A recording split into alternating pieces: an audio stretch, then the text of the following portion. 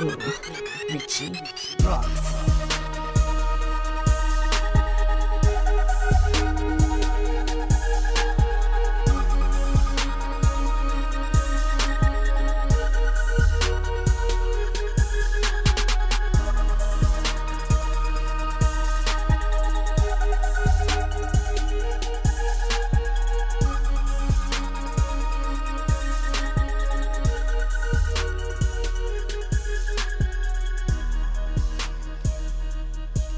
All right, welcome to the show. We are the Realennials. We are the Realennials. Hi guys, I'm Ruby. I'm Pat. And we're the Realennials. Like we said, twice at the beginning. Thanks for joining us. Yeah, thanks for being here. Happy belated Thanksgiving. We're on the Sunday after Thanksgiving right now. That's what day we're recording in.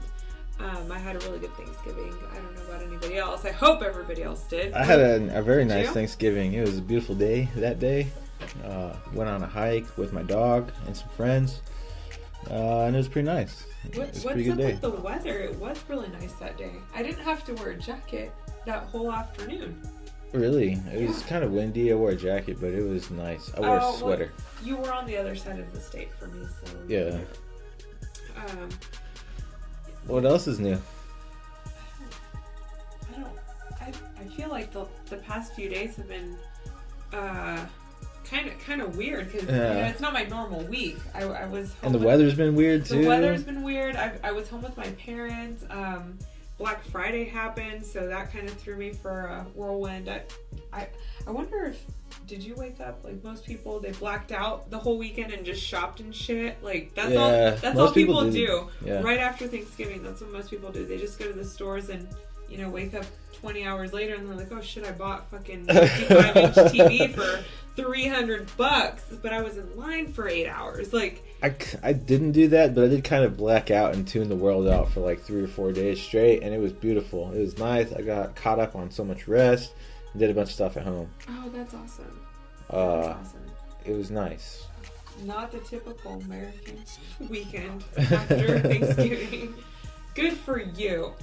I can't say I didn't go to the stores because I did make it out to some stores after Black Friday, but like the thought of going out on Thanksgiving, like I was in Garden and we were driving home and we had to drive right by Walmart, and every parking spot in that entire parking lot was full.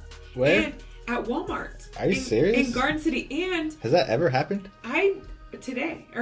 Black Friday did. And people started parking, where, the sidewalk along the front of it, where, there's like the garden center and then the entrances. People started parking along there because there was no more parking spots. Wow. I didn't, that many people were at Walmart. Can you imagine seeing, like, going in there and just seeing how many people you actually know in there? So many people. Everybody's fighting. Everybody wants stuff. It's so funny because I saw a meme that said Fidel Castro dies on the most capitalist day of the year. Like the day that everybody's out. Is that what day he died? Wow. Yeah, he did die on Black Friday. They announced it at night. They announced it on Cuban state television. I think they announced it there. And I'm not sure exactly how he passed away. Maybe natural causes. He was 90 years old. That's pretty a lot. I mean, that's a pretty long time to live. Oh, yeah, definitely. So, but I thought that meme was funny. I was trying to find a way to say that when I found out that Fidel Castro had died, because he was not into the materialism thing. Like, he didn't like the consumption thing. He was a true communist, let's say, and he died on the day where everybody was out shopping when they should be at home, hanging out with family and rejoicing and being grateful. They're out spending their money. So I thought that was ironic. But yeah, I guess that's how we bring this up. What do you think? What do you think about the Fidel Castro thing? What do you think about his passing? It's interesting. It's definitely interesting to think about. It reminds us kind of about what's going on with that relationship with Cuba. Yeah, those that's opening up as of recently. I think it's a great opportunity for conversation on him and his life and what his legacy will be as a leader of that country, a communist country, technically. Yeah. That's what they call it. But yeah, what do you know about him?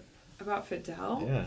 I actually really admire Fidel Castro, and I studied Latin American studies in college, so I did read on this. I didn't know as much. Oh my gosh. Sorry. Excuse me. I guess I'm allergic to this topic. But I did study Latin American studies, so I knew some stuff about Fidel Castro, but when I found out he passed away, I did do some research on him, and he led an interesting life. Me and him share a birthday, actually. He was born on August 13th. That's the same day I was born. Interesting. And he was, people would call him a revolutionary, right? Most people I don't know if most people in the United States understand what he meant for the country of Cuba and for a socialist communist movement in Latin America, because Latin America has historically been very taken advantage of by the United States, and the ruler in place prior to Fidel Castro was a man, I actually don't know his full name, but Batista was his last name. Mm-hmm. And he was a dictator, and he gained power through a military coup helped by the United States. And the United States... Backed by the CIA, probably. Backed by the CIA, helped by the United States, because he had United States interests at heart. And he privatized a lot of state enterprise, so the United States was getting in here. Getting into... And generating influence within the government. The Cuban... And money. Not the... Wait, were we talking about Cuba? Mm-hmm. We are. Yeah, okay. And so Fidel Castro was hella against that.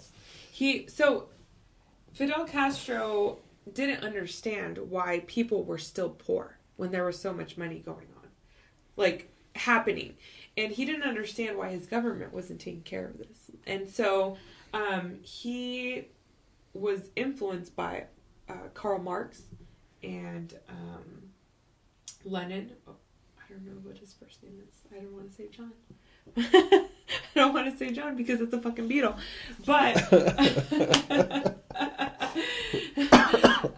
But he read the Communist Manifesto written by them. Mm-hmm. And he actually read that while he was in jail. Makes sense. He was imprisoned because he led a attack on a base for Batista, and Batista got pissed after this attack, and he killed 10 men for every one man that he lost. So Batista was a murderer. He killed people in a war, to gain power, to show his power, if you will.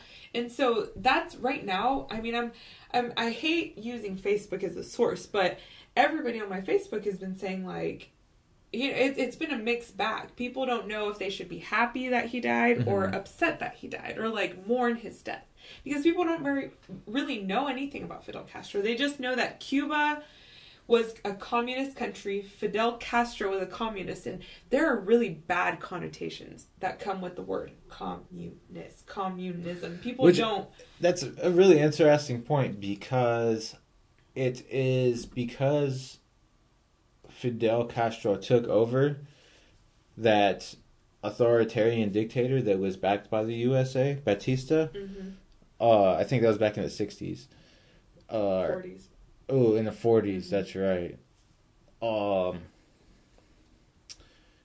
The America then turned around and used that as an excuse to be anti-communist and say, of course, they didn't tell us then at that time, the American people, about how they themselves tried to back that original authoritarian.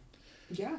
All they did was say to the public, these people are against American interests and they are a threat to our society. And people bought that hook, line, and sinker. Hook, line, and sinker for real. And raised a whole generations of people who truly believed that Fidel Castro was this authoritarian dictator or something that was communist.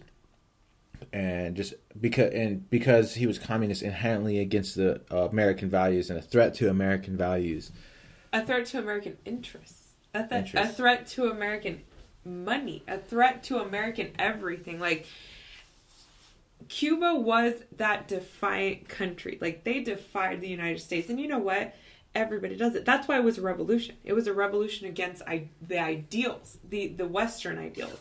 Like, I think Fidel Castro spoke at the UN multiple times about human rights, and he was very interested in public health. He was very interested in human rights. He wanted everybody to have the same opportunities to have education. Still today in Cuba, you can get free health care. You go to Cuba and anybody will get seen by a doctor. They have the largest largest per capita of doctors in the world. Mm-hmm. I don't know if largest is that's that's a mandated thing from the government. There has to be X amount of doctors in every neighborhood. In Cuba or in Cuba? But they've also surpassed it more than the United States. There's more doctors in Cuba per capita than anywhere else in the world. But that's thanks to Fidel Castro for giving people the opportunity of that education. I mean, you don't have to pay for education in Cuba. Anybody can go to and learn to do whatever they want. There's just, I think that people get scared of Cuba because they know that there was an embargo, that no other countries were trading with Cuba, because Cuba was against the United States' interests and this whole political game where there are allies out there. People won't fuck with other countries because their friends don't fuck with that country. Well, it's not as simple as that. As much as they would like us to believe it is, it's more about money. Those countries have economic interest in not messing up their relationship with America. That's true. Particularly economically, and trade wise. Of course, they're going to be like, of course we're not going to buy sugar or whatever from Cuba or, anything from Cuba. We're going to continue pretty much just sugar. Getting goods and services out of the U.S. at a cheap rate, But that's what America did, was kind of like, if anyone that does business with Cuba, it falls out of favor with us trade-wise. It's so interesting what they did to Cuba. America, I mean, they turned it into this crazy bad guy, but it was essentially all they had was a difference in philosophy. Yeah. He just wanted something different, and of course there's a history of violence, but there's a history of violence in almost every country that has freedom or any high level of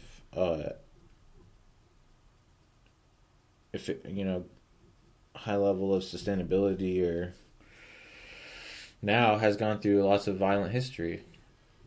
That's a lot of the Latin American countries. I mean, these Latin American countries, all of them have fought for their independence, and Cuba's no different. I mean, the Cuban people wanted democracy, they wanted equal rights, and I don't think they didn't necessarily get it. I think because Batista came in, and I actually don't know what his political views were. He was an authoritative dictator, but I don't know how oppressive he was, because he wasn't there very long. I think he was there 2 years before. Maybe 3 years before Fidel Castro came in. If he was just trying to play the capitalist game with America, and he was probably just as much corrupt as anyone else, making deals with America, keeping himself and his people rich, and therefore, by default, oppressing his people by neglect. Yeah. Which is what happens it's frankly what happens even in America. It becomes a level of unsustainability where wealth is unevenly transferred. And people at the bottom suffer, and They do. they suffer just as much under a system of oppression as anyone else who has an authoritarian dictator telling them, making that happen as well. One is by neglect and one is more direct, or and there's other variations of that. But he had ultimately a belief for the people, a similar belief as Che Guevara and his brother, Venezuelan's president that died a couple of years ago from cancer, Hugo Chavez. They all had similar beliefs. Ultimately, there's things such as corruption and other things that go on that make it difficult to run that way. But, very interesting individual, Fidel Castro. Probably one of the most influential people in all human history. He was definitely a revolutionary leader. I don't necessarily know if I agree with a ton of his methods. I think he was quite violent. He was known to be reckless as a young adult, and he went to law school. He was educated. He was charismatic. He ran for student government when he was in university, and people remember him as being kind of a kind of just like a I don't know, like just like a risk-taking person, and I think at the point where he decided to kind of start this revolution of change was his back was against the wall. He was unemployed. He had been out of college. He was married. I think his relationship might have been on the rocks. He couldn't pick himself up, and he just couldn't understand how somebody that had been educated and informed could be in such a bad place. And he took action, and his action was creating change within a government that he saw a problem. He saw a disconnect in the system, and he took advantage of that, and he went in their full force. And I think that people don't quite see that. They see him as an oppressor. They see him as somebody that was taking wealth from Cubans. That's why all those Cubans left Cuba, because Hugo Chavez was gonna seize their wealth and redistribute it to people that didn't have it, and those people wanted to keep that for themselves. I mean, I don't know if I had it. I don't know how I would feel about giving it all up. Maybe I would leave too, but I also think that those people didn't put themselves in the shoes of the poorest of the poor Cubans. Fidel Castro was looking out for those people. He was making sure that everybody had something to eat. They had health care. They had the same access to education. And I don't think that's an inherently bad thing to want. And people they associate him with this evil when in reality he was looking out for human rights the entire time.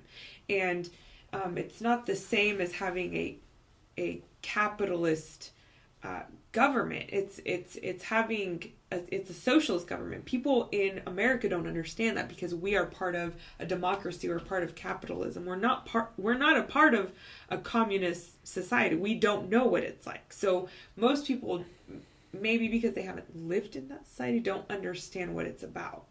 So it's bad. Like, people assume it's bad. I will say this, communism is very hard to achieve. I don't know if any country has achieved it. North Korea's not achieving it, right? They're a communist country. Is China still communist? Yeah, they're kind of more of a socialist country. I fucks with that. Yeah, I don't think communism really works. They're kind of also, I don't know exactly the full details of them, but they have, I think, technically an elected president, but then like the president and the republic, the people who are elected can virtually do whatever they want. And they operate, the thing I like about China is they kind of operate outside of like religious morality, and they just have like a general like laws or constitution or whatever that says, we're in the interest of doing what's right by all the people no matter what. I guess I never thought about how religion played into politics in China. That's an interesting topic. Yeah, in fact, they're Never thought about anti-religion, that. and they in fact will imprison you if you try to like cross it into any kind of politics, or if you're like a teacher and you go to school and you start preaching religion, you'll go to prison straight Seriously? up. Anyways, the point is that it's hard to get any form of government right. You know, like, we don't even have it perfect. We got it. I don't think anybody does. The only reason we are as successful as we are is because of the violence. You know, we're as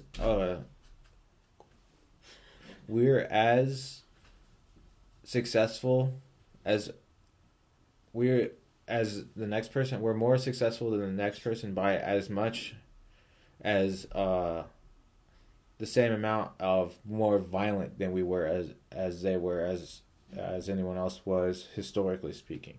Does that make sense? That probably didn't make sense.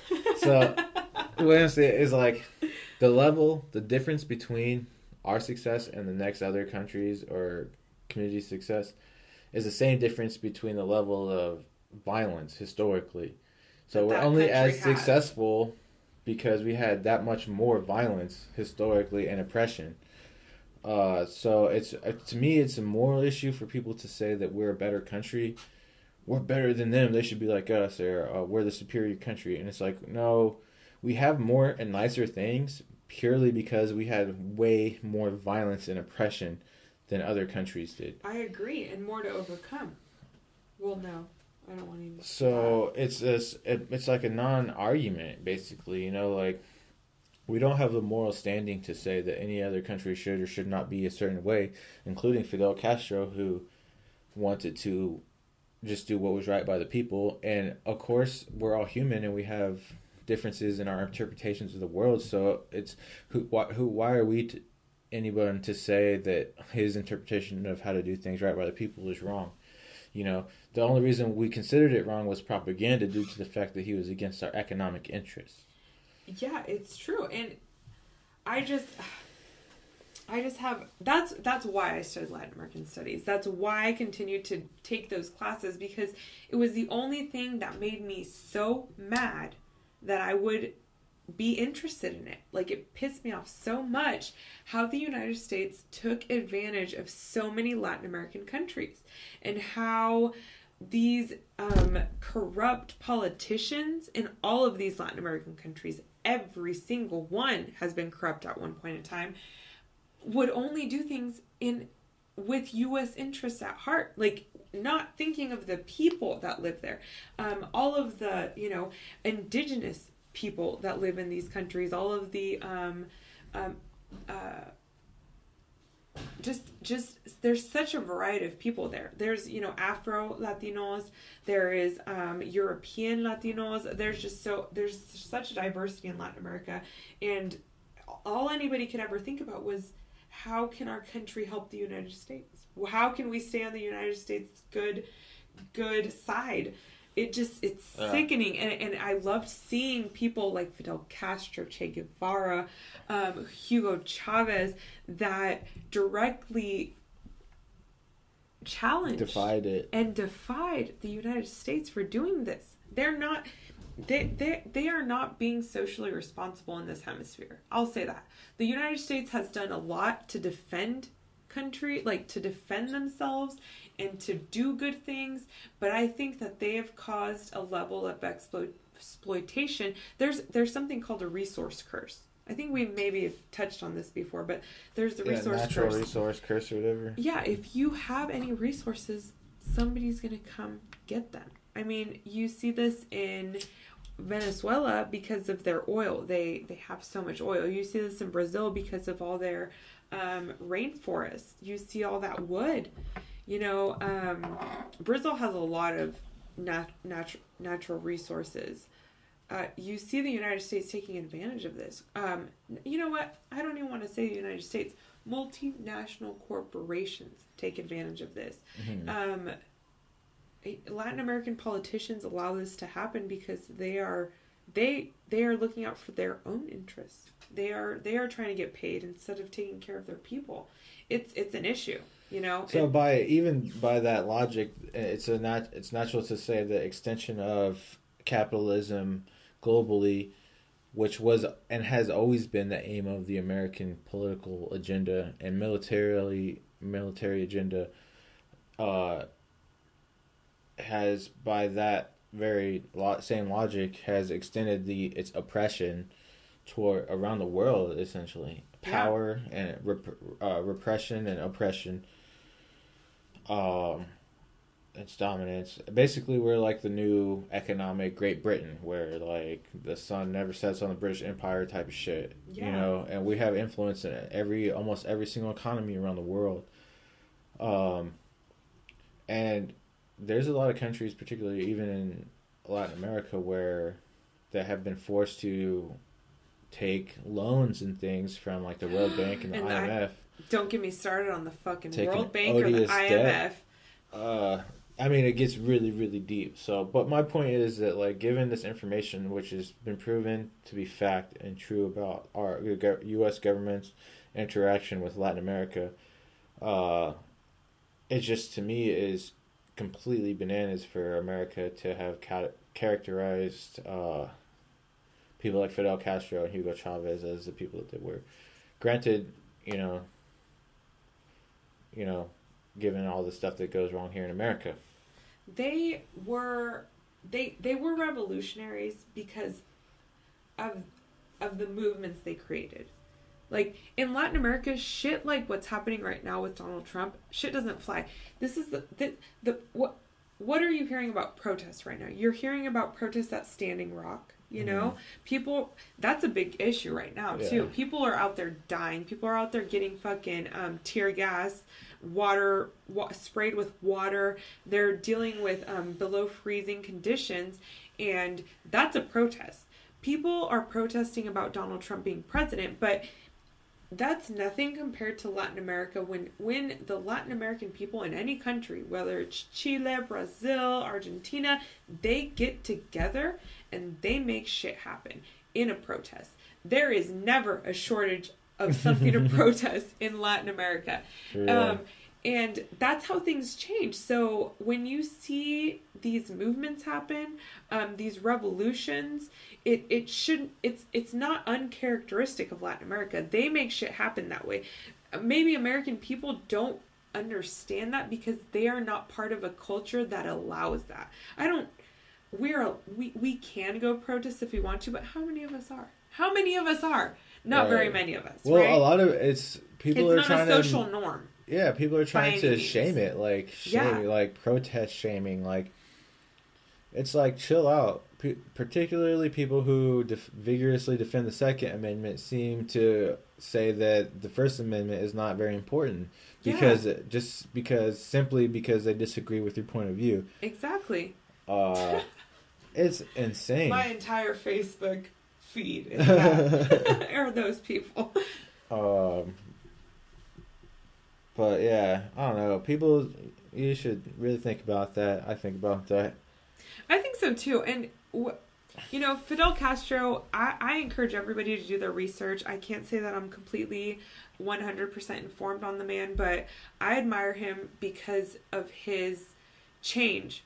The change that he produced, political change, social change, and just the fact that he put some, sheer will behind making something happen should inspire you. I mean, he made history, and he did improve the lives of a lot of people. I mean, he increased the literacy rate in Cuba to 98% or something.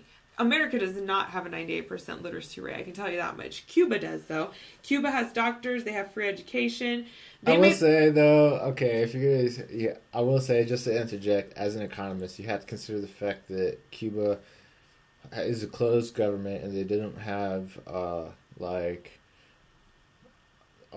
World Bank labor statistics coming in and getting verified information. You know what I'm saying? So we don't know. We exactly take their what's going word on what their literacy rate is. For instance, if they tell us it's 90% or 98%, then that's what you say. But then interesting. I do need. But I just need to point that out. I need to fact check that. Given You're right. The statistic you just gave. But I will say though that that's important. That's really important that they that they've done that. exactly. And oh, what I was gonna say is that they did that in spite of America cutting them off, and in spite of the fact that many countries wouldn't do business with them. Yeah. And so it's really not fair to point at Cuba and say that you're a failure. They only are not as successful because America chose not to do business with them. They could have done business with Cuba, and Cuba would probably be a super wealthy country. Imagine if we had free commerce with Cuba that whole time. Imagine what kind of wealthy country they would have, and have all free education and everything. They would be like the Sweden of... They would be of the Western Hemisphere. Western Hemisphere. Holy shit. Cuba could have been the Sweden of the Western But Hemisphere. to say that they're a poor example is not a fair argument. No, it's because not. they don't have the same advantages as other countries that participate in a free market with America. So Fidel Castro ruled, I think he came into power sometime in the 1940s. He's been in power ever since. I think actually Raul Castro, his brother, took over maybe, I don't know, a few years ago, right? And the country has now recently just been having some reconnections with the United States. I think President Obama might have met with Fidel or Raul recently sometime. But, I think Fidel Castro had an incredible impact on history. He had an incredible impact on a shit ton of people. A lot of Cubans. And I think that he serves as a good example of somebody that put their mind towards something and got it done. Whether it turned out or not, he still put that out there and made that change and tested it out. Like, if Cuba knows that, if that's not the right thing for their people, that might be something that Fidel Castro figured out for them. Like, he deserves our respect. If I had a fucking Cuban cigar right now, I would smoke it. Yeah, salute those. For that man. To Fidel Castro. For sure. Rest in peace. Yeah, that's important. He's an important figure, I would say. He is important. I would like to know what Kanye West thinks about this, but we can't really ask him or get his input because guys, I don't know if you've been keeping up to date with this, but Kanye West has been hospitalized. He is having some sort of nervous breakdown as existential crisis. I'm not sure. We don't know. I'm sending out all my prayers and positive vibes to Yeezy right now. You guys know I'm the biggest Kanye West fan. I'm the biggest Kanye West fan in the world. Maybe. In the universe.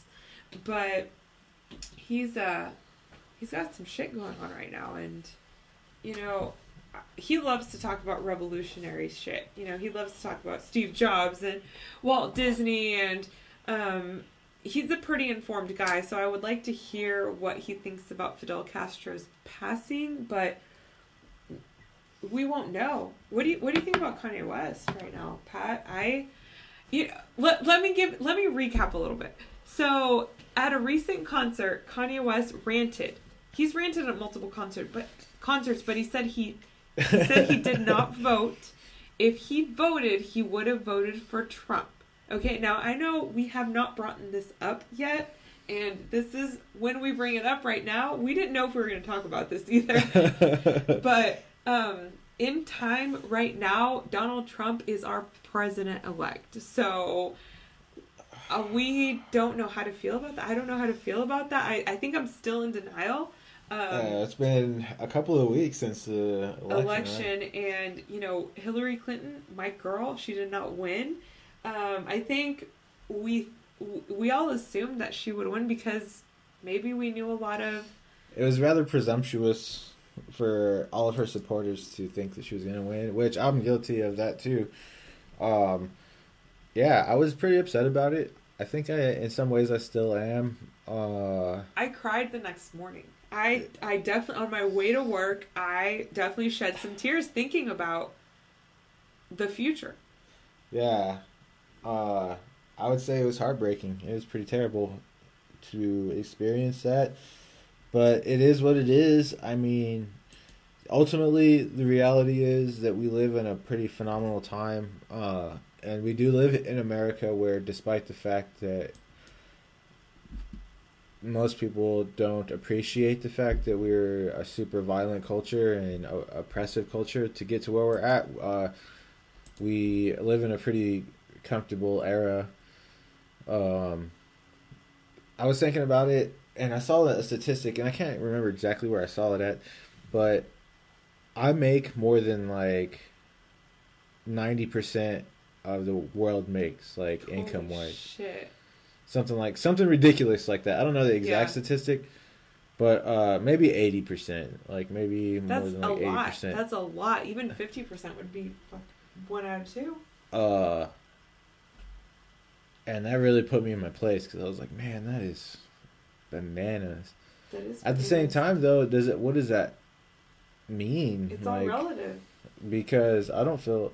I mean, I don't know. It's all relative. Like, I feel just safe in my home. I have vehicles. Many people in the world don't have vehicles to drive around. No. Even multiple pairs of shoes is a luxury. And so I guess my philosophy ultimately is that I appreciate everything that I have and my safety in my environment that I'm in. But I don't think there's anything wrong with saying that, and also at the same time recognizing how it happened. You know, the oppression, the slavery, and the massacre, the genocide of millions of Native Americans on this land, and everything that produced all of that violent behavior that produced the economies that allowed America to thrive initially and become a superpower economically and militarily that allows us to be in this position.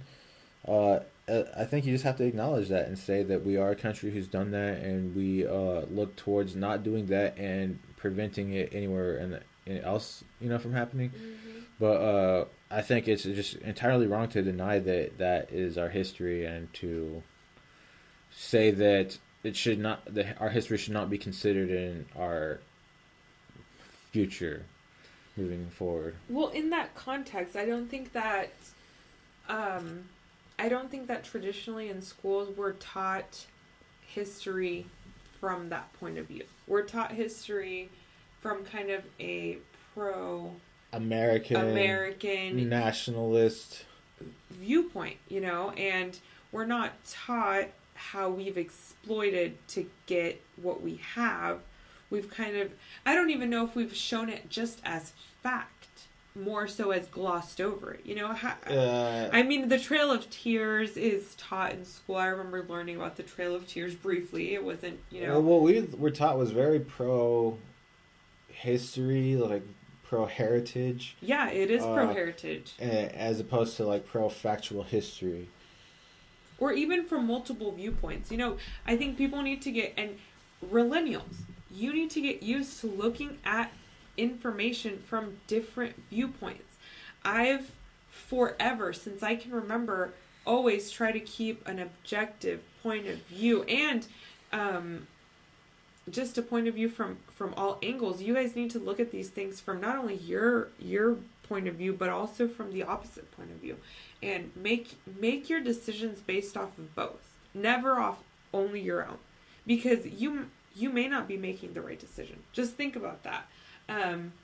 Base your world's views on that. We on this show preach to critically think, to ask questions, to own up to mistakes, to say that you don't know, to always be open to learning more, and to always be open to seeing other people's points of view. And you should be asking questions. So, we're only bringing up the fact that maybe people don't learn U.S. history from that point of view. So Pat's bringing up a good point. But yeah, Kanye, what happened? He's hospitalized now. Oh my! I think what did he do? He tried to kill himself. I think that's what he was talking about, right? That's the only thing that they put you in the hospital for like that. He could have been. He could have just been physically going crazy. I don't know. Maybe like throwing shit. Yeah, but they don't take you to a hospital for that. They take you to jail for that. Well, and it was... Salud. Yeah, that's true. Thank you. Whatever it is, I think that Kanye is an artist and that he will use whatever's going on to fuel some of his artistry coming up, whether it be his music or his fashion or his, creative directing. What do you think caused it? I mean, he was talking about the Beyonce and Jay-Z relationship. He was ranting about that in Sacramento. Did you see the video of Snoop Dogg? Snoop Dogg posted while he was at this concert. Oh, shit. And Snoop was saying shit like, this fool Kanye is on some crazy shit. I mean, he's like talking to the camera like, nobody in Sacramento wants to hear this, Kanye. Why would you do this? And then he said, I don't know, like, I smoke weed and weed doesn't make you do that. Like, I don't know what Kanye is going through right now. So, I don't even know if the rap community knows what's going on with him. I read some articles that said that him going crazy, he keeps using it being art as a reason to, like, lash out and do these things. Like, this is for art. This is my art. This is what I do. Like, and I don't know, and I am an artist, guys. I love art. I'm really into the arts, but I don't. There's a point where you are just using art as a blanket term, and I think Kanye might have gone to that point to maybe rationalize some of the things that he's been doing. And I'm the biggest Kanye fan, but there comes a point where you have to stop saying it's art and start saying it's like. This is like reality, and start making an actionable plan instead of just lashing out, which is I think where Kanye ended up, because he was lashing out at Beyonce and Jay-Z. He was lashing out at, Wiz recently and Hillary and saying that he would have voted for Donald Trump and just causing a ruckus. And I expect nothing less of Kanye West. He is a disruptor. He is an innovator. He is brilliant. He's probably gonna have a good album out from all this stuff. Yeah. Him getting robbed and then... Yeah, he's going to have a good album. Mental breakdown. I think he probably was like, I'm going to kill myself, fuck you guys. And then, like, they took him to the hospital or something. I don't know. That's pure speculation. Reckless speculation. Let me just say this. I don't think Kanye could hurt Kanye, okay? No. He probably had, like, this crazy fight with himself in a bathroom. Like, Kanye loves Kanye. Kanye would not hurt Kanye. Like... I don't think that was it. He was probably talking crazy about some other stuff. Kanye loves Kanye too much. Kanye loves Kanye. But I love Kanye too. What? Oh, that was that.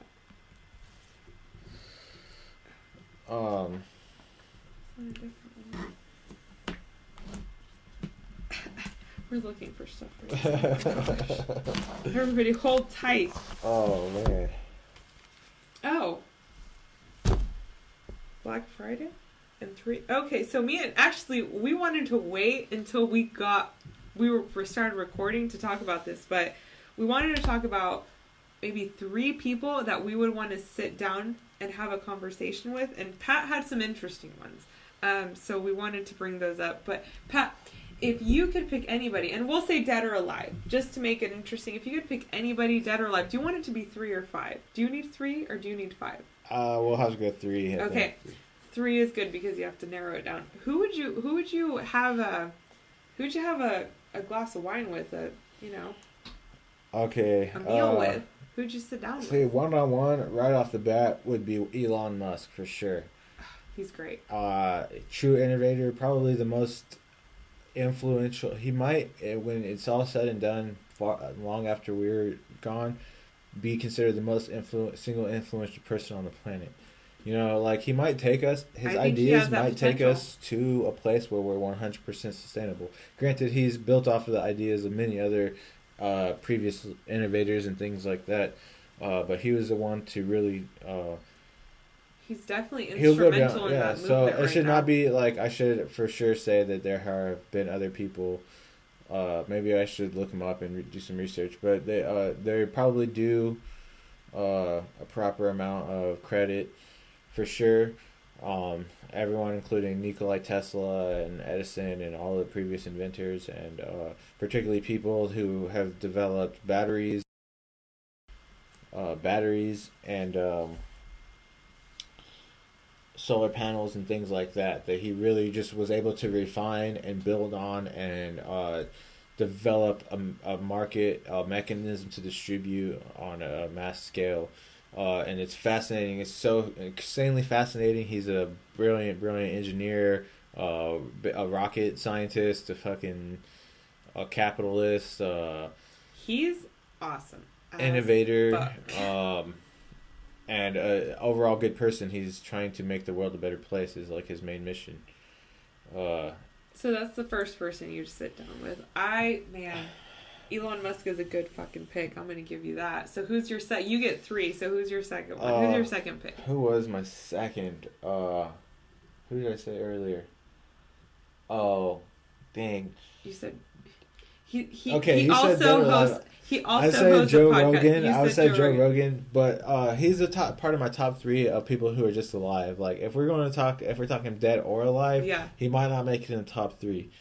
All right, so we'll put Joe Rogan as in the alive category, but if you had keep going. He's person number 2. I think he's a fascinating person. He's similar. We have similar personality traits that I can observe just by watching his podcast and some of his comedy and things like that. He's pretty deep. He is interested in talking to people on a show about everything from comedy, fighting, cars, to the human condition in general, and experiencing it, and his experiences and other people's experience. And he speaks with scientists and specialists in different fields and areas of science, astronomers, geologists, archaeologists, people who study the world and help He's a knowledgeable man.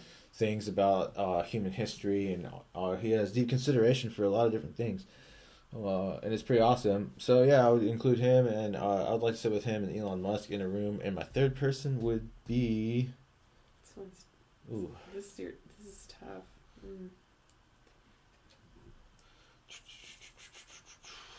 I don't know who yours. I'll come to my third one and let me think about it.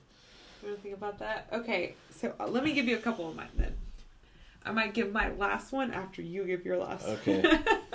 So. I know that one of mine would be for sure Lucille Ball. 100%. She is just a powerful woman that made it in showbiz. And she's a writer, she's a producer, she's a director, she is talent. She made a movement on TV for sure, and she wore a lot of hats, and I really admire her, and I'd want to sit down with her. I think that I would, if it's dead or alive, that's really hard because Kanye obviously would be in there. I would want to sit down with Kanye. I don't know. Do I want to give that one to Kanye? Right, you gave yours to Elon Musk. Let me. Am I putting that? I'll keep it because I really do love Kanye. He's got some fucking pizzazz, some fucking he really pushes the envelope, and I admire that. I'd want to sit down with Walt Disney. I think also. Yeah, he'd be interesting. Walt Disney is an interesting character. I just love his imagination and his, he just seems like the businesses that he's built just seem so positive, and it just brings so much light into the world. And somehow it made money off of people's nostalgia. I don't know. He's an interesting fellow too. I'd want to sit down with him. Lucille Ball. Walt Disney and Kanye West. I might give a bonus dead person after yours. So what did you decide? Ooh, Who's your last person? I'm still undecided. Let's see. Person I'd like to sit down with.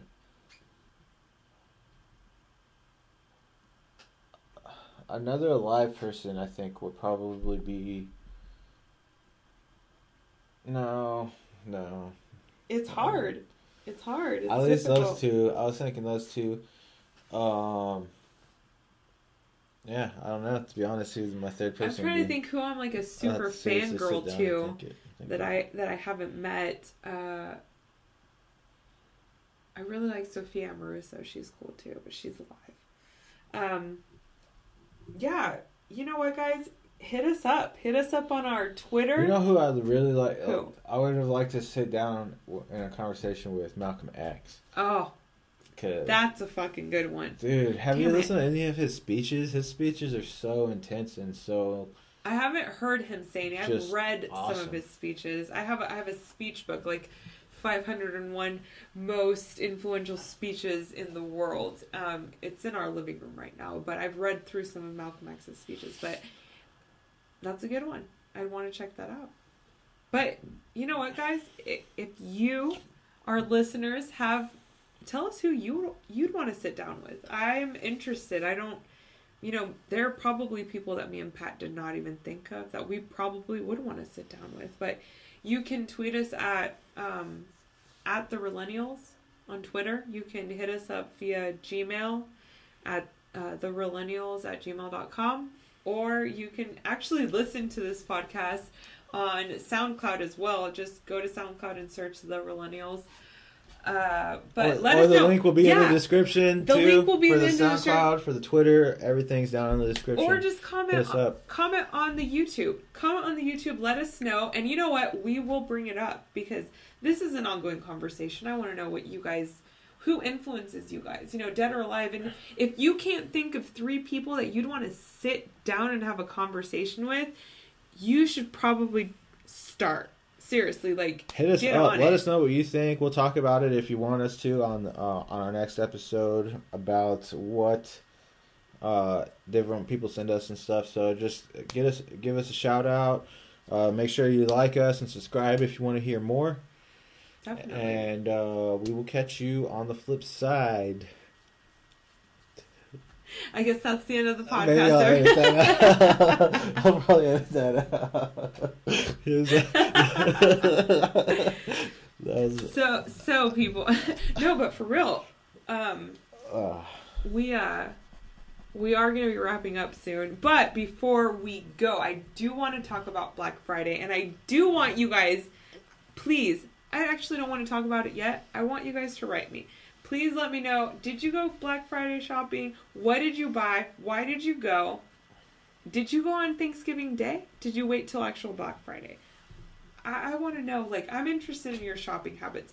Also, when you're critically thinking about things, please, when you go shopping, ask yourself, why am I going shopping? If the answer is because I need X, go buy X. But if your answer is because I'm bored, because I'm sad, but yeah, it could. I was kidding. It could be ecstasy. If you're going shopping for any reason other than you absolutely need a certain thing, you need to reconsider. You need to reconsider why you go shopping. Put that time somewhere else. So. Also, I think there's something important to understand about Black Friday. It's that most manufacturers understand what's happening on Black Friday, and in fact, psychologically. Well, just business-wise, what they do is they produce things that are for that price. So they skimp on, say, computers and stuff. They use cheaper, disposable computer chips and stuff like that in those computers that they sell for Black Friday purposes. Most people don't realize that, but a lot of companies do that kind of stuff. They use cheaper. Oh my gosh! And they're playing off of your just. Same thing with TVs and stuff. Oh my gosh! They're just playing off of the psychology. They're advertising to you. They're just, guys, please. Your dollar is worth something. you are voting every fucking day of your life by where you spend your money. Now, if you're spending your money at places that promote the opposite of how you feel and think and want the world to be, you are making some wrong decisions. Please give your money to the, those companies that are acting and advocating for your communities, for your interests, for what you want, for humanity, and use your money wisely. Think about where you're spending your money. And that's just what I want to leave you for today. After coming off of a Thanksgiving and a Black Friday, I spent most of Thanksgiving with my family. I didn't make it really to any Black Friday sales. I, actively did because it was really hard. That's mostly what everyone was doing in a small town. But use your money wisely, friends, and write us. If you need some help or some resources, or if you decide to go shopping, how about you tweet us or email us instead? And all right, hit us up on Twitter. All of our social media is in the link below on YouTube. Be sure to hit us up on Soundcloud if you don't want to watch the video on your phone. And send us all of your thoughts and your questions about the episode. And be sure to tune in next time. Realennials here checking out. See you next time. I'm Pat. I'm Ruby. Bye, guys. See ya.